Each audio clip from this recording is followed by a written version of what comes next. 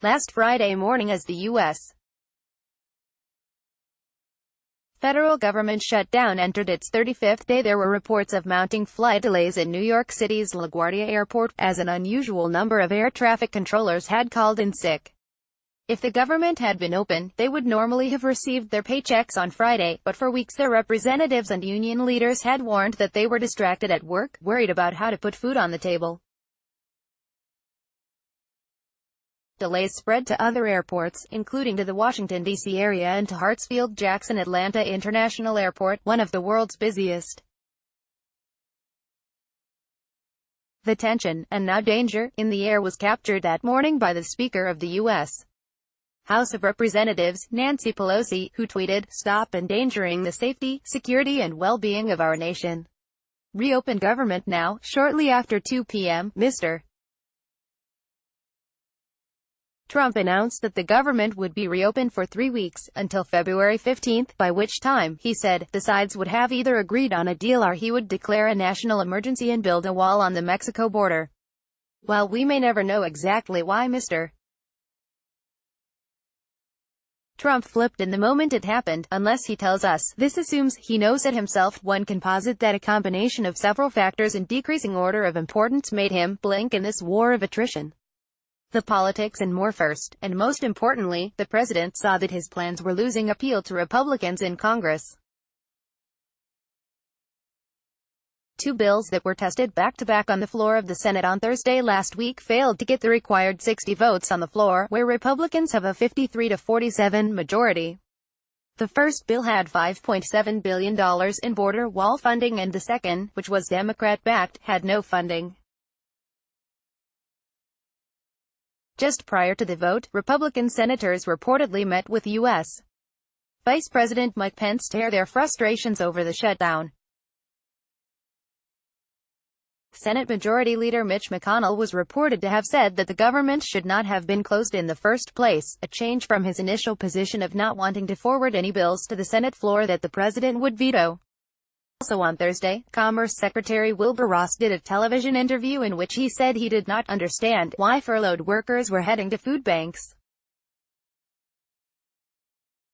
His comments, along with those of Mr. Trump's daughter-in-law Laura Trump, who had also asked workers to stay strong, painted a picture of an administration increasingly removed from and insensitive to everyday realities faced by many American workers. These are also likely to be some of the same struggles faced by Mr. Trump's core support base. In addition to congressional Republicans starting to tug at the rug under the president's feet, were his falling approval ratings. This is likely to have been a second factor that caused the president to change tack. There was an increase of about 5 points in the percentage who blamed Mr. Trump since the earliest polls after December 22 when the shutdown began, and a 2-point increase in the percentage who blame congressional Democrats. Republicans on the Hill fare better, with a 3-point decrease in the percentage of those who blame them, according to statistical analysis website 538.com.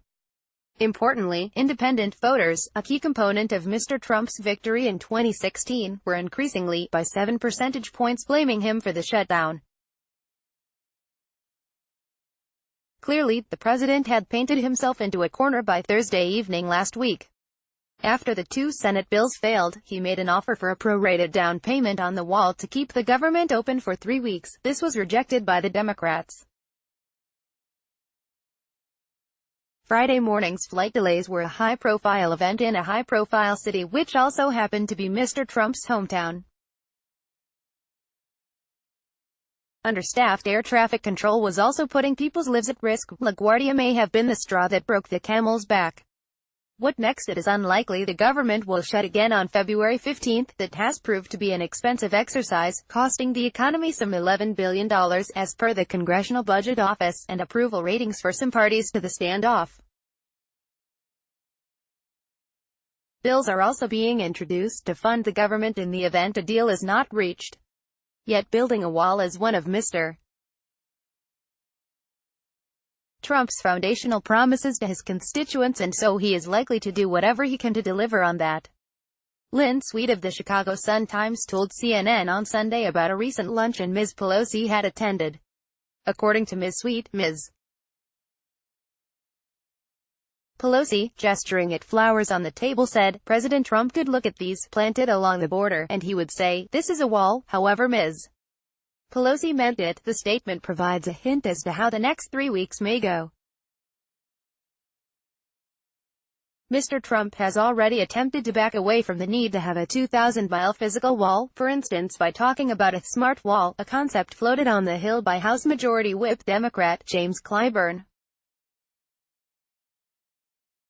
That Democrats are willing to spend on border security and surveillance cameras, drones, and funding for more border agents may be where the compromise is found. For that compromise to take place, Mr. Trump will have to convince himself and his core supporters that this is indeed the wall he promised. If he does not take that way out, he may resort to declaring a national emergency, and that is almost certain to be challenged in court, where he may or may not win. Time will tell how things pan out. If a week is a long time in politics, then 3 weeks is an eon. Serum at thehindu.co.in